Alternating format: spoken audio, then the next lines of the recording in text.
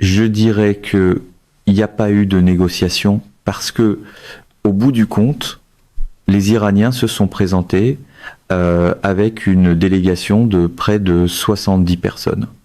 Ils étaient armés de toutes sortes de données, d'informations et d'analyses parce qu'ils s'attendaient pleinement à ce qu'une négociation ait lieu.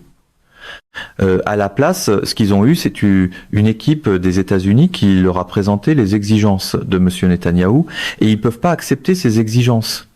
Je pense que cela a été assez clairement établi. Même s'il y a eu une certaine discussion au sujet de l'uranium enrichi, le résultat final a tout simplement été non, nous ne pouvons pas nous conformer à vos attentes, et nos attentes sont celles de M. Netanyahou. Alors franchement, je pense que la réponse est assez claire. Nous avons négocié au nom d'Israël. Si Donald Trump revient à la raison et conclut une forme d'accord, disons dans l'esprit de l'accord nucléaire JCPOA, qu'il avait condamné comme simple citoyen et littéralement déchiré pendant son premier mandat, Netanyahou tenterait-il de saboter ou de perturber un tel plan de paix afin de poursuivre la guerre? Parce que sans elle, il n'a plus aucun terrain politique sur lequel se tenir. Eh bien, je pense que M. Netanyahou voit cela dans une logique du tout ou rien. Selon lui, et je pense selon les gens qui l'entourent, c'est la meilleure occasion pour Israël d'éliminer ce qu'Israël considère comme sa menace la plus grave. Et, plus important encore, comme l'obstacle le plus sérieux à sa domination de toute la région. Maintenant, pourquoi voient-ils les choses ainsi? Parce qu'ils ont essentiellement un contrôle total et inconditionnel sur la puissance militaire américaine dans la région. Je pense que le commandant du CENTCOM, le commandement central américain, qui est maintenant l'amiral Cooper, et son prédécesseur, Kouriya, se sont pliés en quatre pour s'attirer les bonnes grâces de M. Netanyahou. C'est compréhensible, puisque c'est ultimement lui qui mène le jeu dans la région. Donc je pense que la vision de M. Netanyahou est la suivante. Soit je réussis, je réalise le projet du Grand Israël, il devient réel grâce à la destruction de l'Iran, soit nous, en Israël, allons avoir beaucoup de difficultés à survivre dans la région. Et je pense qu'il a probablement raison, parce qu'on ne peut pas traiter tous ses voisins de sous-humains ou de criminels, puis s'attendre à bien s'entendre avec eux quand la guerre s'arrête. Et c'est sa position. Alors oui, je pense qu'il est engagé là, dedans jusqu'au bout, et qu'il fera tout ce qu'il peut pour bloquer tout arrangement qui mettrait fin à ce conflit.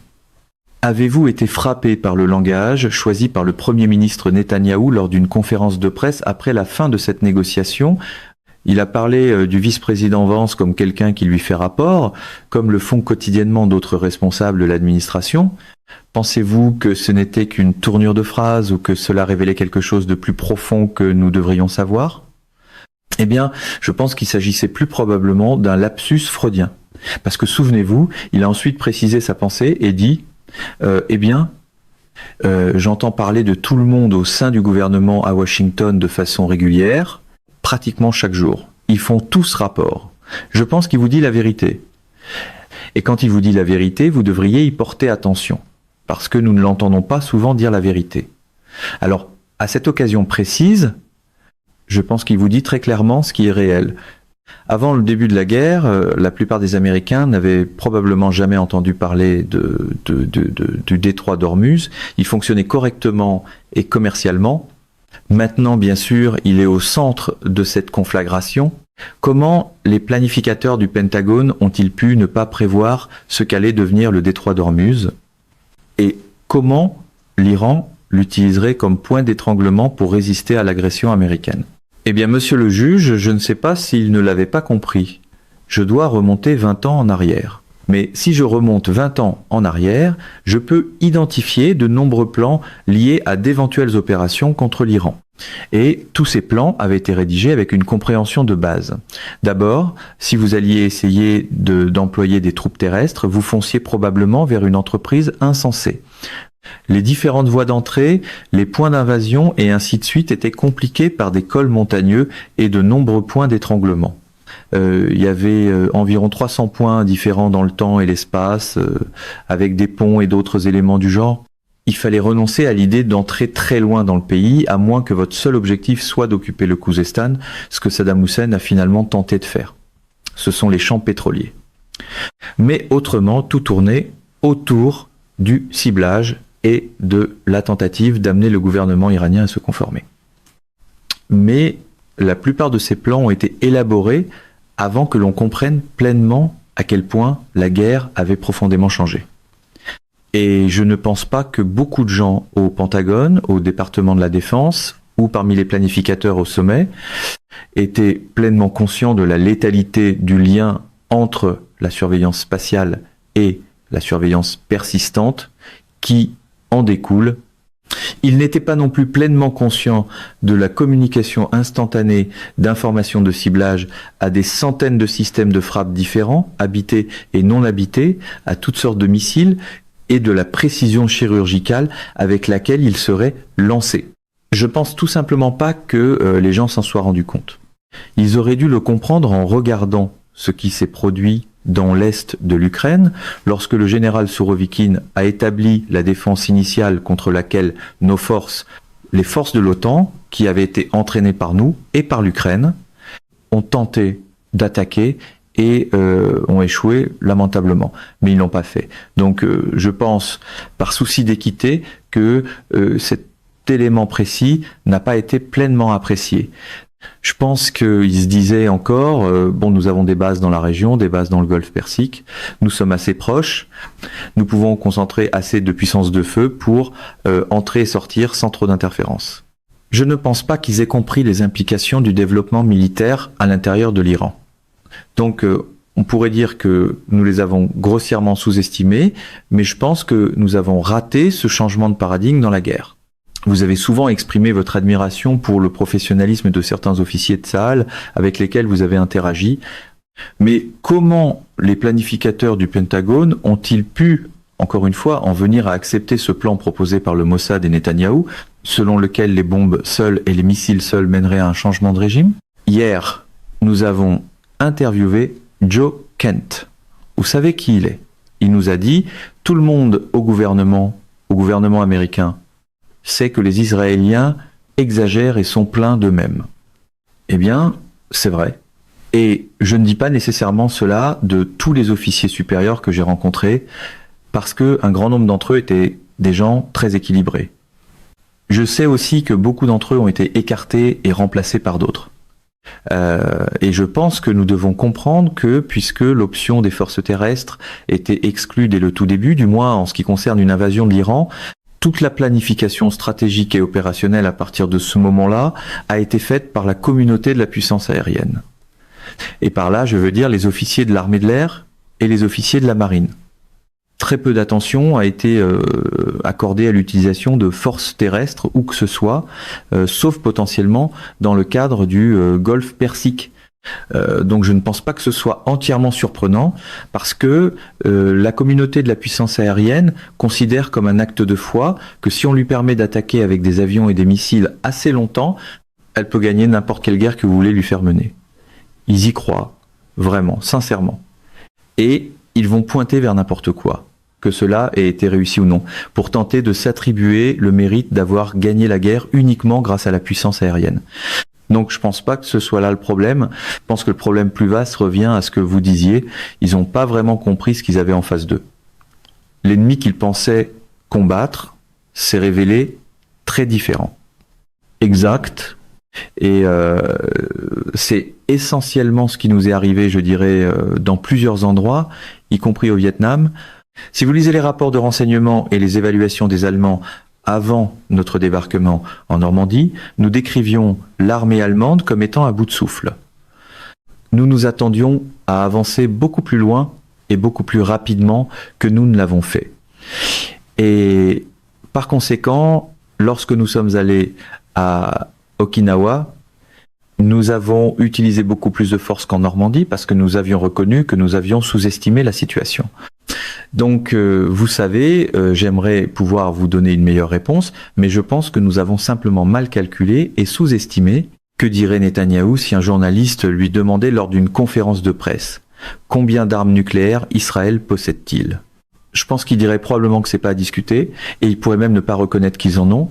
C'est la politique depuis des années et des années. Mais nous savons qu'ils ont au moins 300 armes.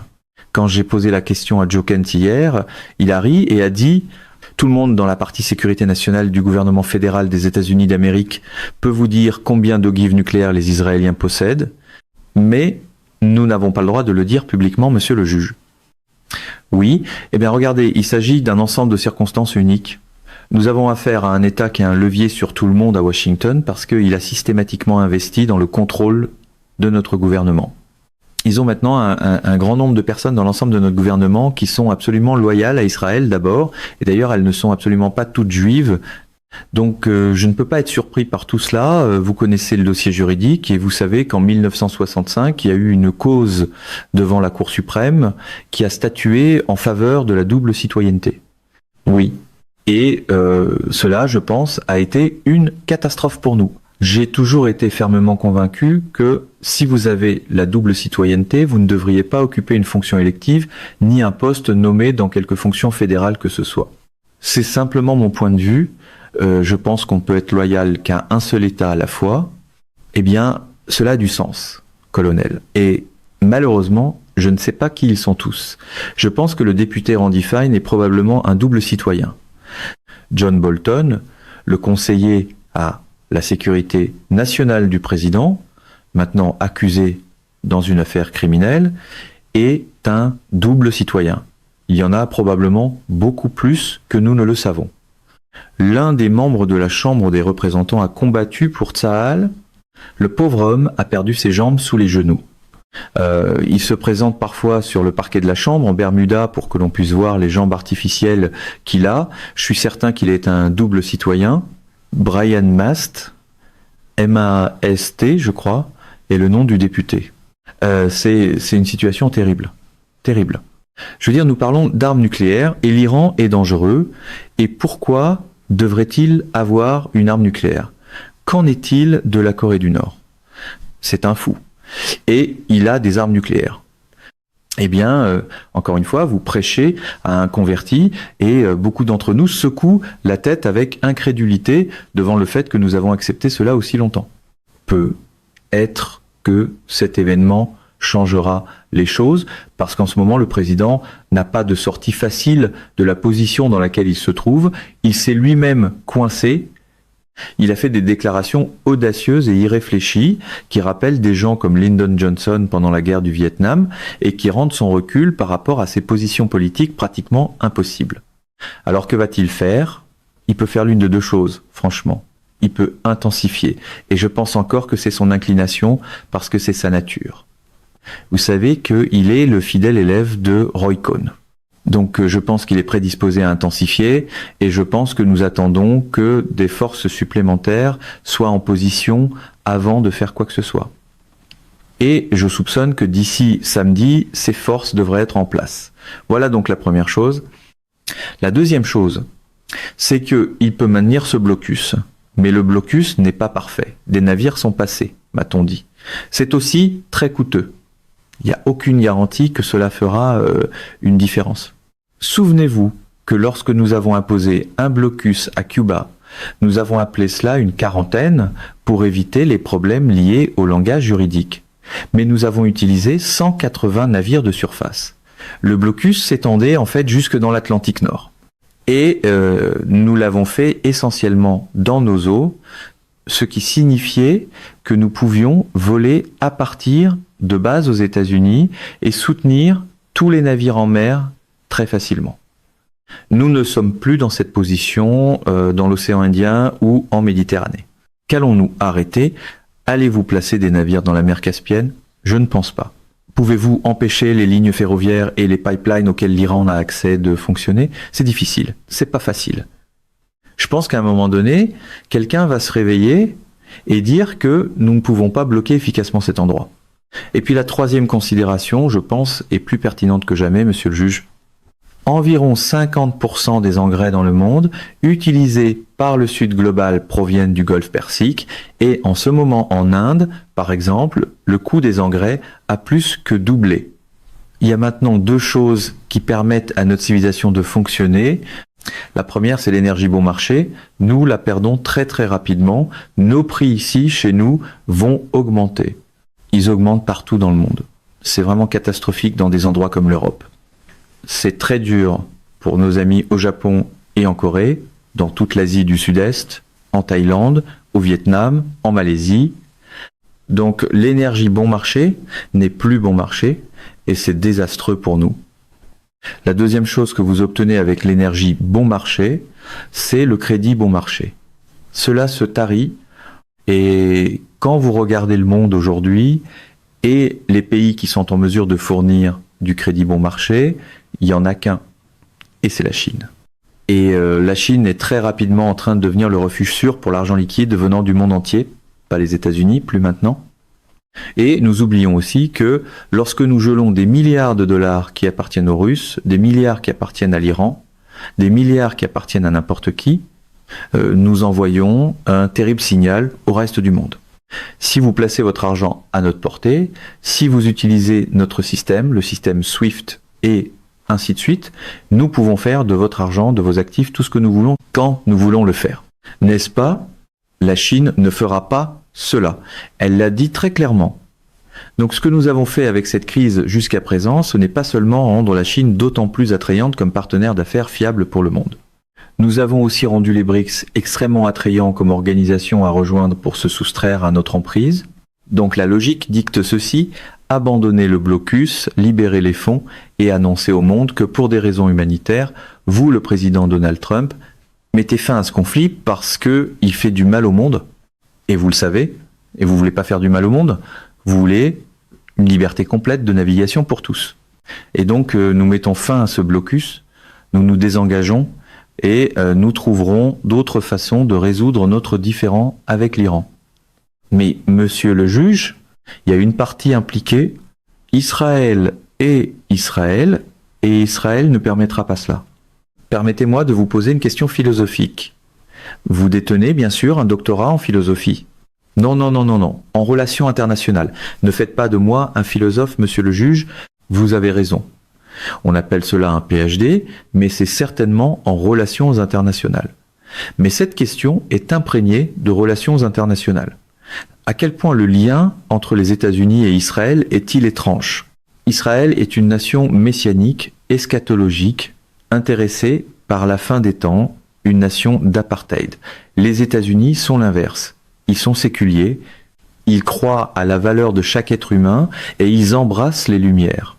Comment en sommes-nous arrivés à ce lien?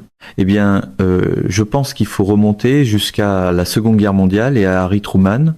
Vous savez, un ami proche à moi, avec qui je suis allé à l'école pendant des années, et qui se trouve être juif, me disait régulièrement que la mort de 6 millions de juifs pendant la Seconde Guerre mondiale était l'acompte versé pour l'État d'Israël. Et dans une large mesure, je pense qu'il avait raison. Et je pense que Truman le voyait ainsi, beaucoup de gens à l'époque le voyaient ainsi, qu'en raison de cette longue histoire d'expulsion de pratiquement tous les pays d'Europe et de nombreux autres pays du Moyen-Orient et du monde, les Juifs méritaient un refuge sûr. Je ne pense pas que qui que ce soit à l'époque, y compris Harry Truman, pensait que ce refuge sûr serait transformé en plateforme de projection de puissance militaire contre tous ses voisins.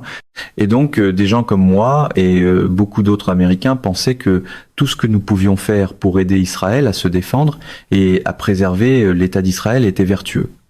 Je pense pas que nous pensions à Israël en train de s'étendre aux dépens de ses voisins, de conquérir ses voisins, de dominer le Moyen-Orient ou quoi que ce soit d'autre. Mais c'est là où nous en sommes arrivés. À quel point est-il inapproprié? Et je ne sais pas si ces informations sont vraies ou non, elles viennent de sources crédibles, que le président Trump ait demandé au général Kane d'expliquer comment fonctionnent les codes nucléaires. À quel point cela aurait-il été inapproprié et dangereux, si c'est vrai, que le président des États-Unis envisage l'utilisation d'armes nucléaires contre ce pays à ce moment-ci? Eh bien, la seule source dont je sois au courant pour tout cela est Larry Johnson, et il a d'assez bons accès. Oui, donc je ne doute pas de Larry. La seule chose que je dirais est la suivante: les présidents ont tout à fait le droit de s'impliquer dans toute la question nucléaire. En fait, l'une des plaintes que plusieurs présidents du comité des chefs d'état-major interarmées ont formulées pendant de très nombreuses années, c'est le manque d'intérêt que trop de présidents ont manifesté pour toute cette question. Maintenant, je ne sais pas précisément ce que le président Trump a dit. Je ne connais pas ces mots. J'espère sincèrement qu'il n'envisageait pas l'utilisation d'une arme nucléaire dans ce contexte particulier, ni d'ailleurs, à mon avis, dans quelque contexte que ce soit. Mais cela dit, nous devons garder quelques éléments en tête. Le président du comité des chefs d'état-major interarmés est le conseiller militaire principal du président des États-Unis. Il ne commande rien. Rien. Il n'a aucune autorité de commandement. L'homme qui détient toute l'autorité de commandement, c'est Pete Hegseth, le secrétaire à la guerre. Et une fois que vous passez au-delà de Pete Hegseth et que vous allez vers les commandants de combat et les commandants fonctionnels, c'est là que se trouve l'autorité de commandement. Donc vous avez des gens sur le terrain ou autour du monde et à l'intérieur des États-Unis qui ont effectivement une autorité de commandement. Ils relèvent directement du secrétaire à la défense ou du président. Le président du comité des chefs d'état-major interarmés n'a rien de cela. Le président du comité, toutefois, est obligé de conseiller le président. Et cela signifie que s'il pense que c'est une idée stupide ou une mauvaise idée, il est obligé de le dire. Et nous ne savons pas quel était le contenu de la conversation. Il se pourrait très bien que le président du comité ait dit au président « Monsieur le Président, nous sommes allés aussi loin que nous pouvons aller avec ce que nous avons. Nous pouvons probablement causer davantage de dommages, mais ces dommages pourraient ne pas produire les résultats que vous voulez. Et peut être que ensuite le président Trump a fait une remarque désinvolte sur les armes nucléaires. Vous savez, Donald Trump fait des remarques désinvoltes. Nous ne savons pas, et je suis presque certain que le président du comité a répondu en disant que cela n'avait aucune pertinence, aucun lien ici. Nous ne devrions même pas l'envisager, ce qui est ce que je dirais. Donc j'espère que c'est ce qui s'est produit. Mais il y a autre chose que les gens doivent comprendre. J'entends chaque jour quelqu'un dire « Waouh, regardez le secrétaire à la guerre. Il a congédié quelqu'un d'autre et le président veut se débarrasser de cette personne. Nous avons congédié, en réalité, relevé de leurs fonctions et la bonne terminologie des dizaines et des dizaines et des dizaines d'officiers généraux et d'amiraux pendant la Première Guerre mondiale et la Seconde Guerre mondiale. Pas autant d'amiraux pendant la Première Guerre, mais certainement pendant la Seconde. Vous relevez davantage d'officiers supérieurs en temps de guerre qu'à tout autre moment de leur carrière. Et cela a du sens. Et parfois, la relève n'est pas parce qu'ils sont incompétents, c'est parce qu'ils n'ont pas réussi. Et parfois, ils ne réussissent pas pour des raisons sur lesquelles ils n'ont pas beaucoup de contrôle. Mais comme George Marshall avait l'habitude de dire « Je n'ai pas le temps pour cela, je dois gagner ». Cet homme est malchanceux, nous allons mettre quelqu'un d'autre là et voir s'il peut faire mieux. Autrement dit, c'était pas nécessairement personnel et parfois les gens que vous retirez sont épuisés, ils ne peuvent plus suivre. Je veux simplement rendre ce point clair parce qu'il semble y avoir cette tentative à Washington dans la politique partisane de diaboliser n'importe qui dans la chaîne de commandement, le président, le secrétaire à la défense ou n'importe qui d'autre, les officiers supérieurs qui relèvent des gens de leurs fonctions. C'est leur travail, cela s'appelle l'autorité de supervision sur l'armée, le contrôle civil de l'armée, c'est ce qui est censé se produire. Maintenant, vous pouvez ergoter sur les raisons. Pour l'instant, je n'ai pas entendu le président Trump exprimer l'idée qu'il veut relever le président du comité des chefs d'état-major interarmés. Il semble parler à cet homme, et cet homme lui parle. C'est une bonne chose. Espérons que c'était ce que j'ai décrit et non quelque chose de pire. Mesdames et messieurs, notre émission d'aujourd'hui s'arrête ici. Nous vous invitons à partager votre avis personnel dans la section des commentaires ci-dessous. Perspective politique vous salue et vous donne rendez-vous très bientôt.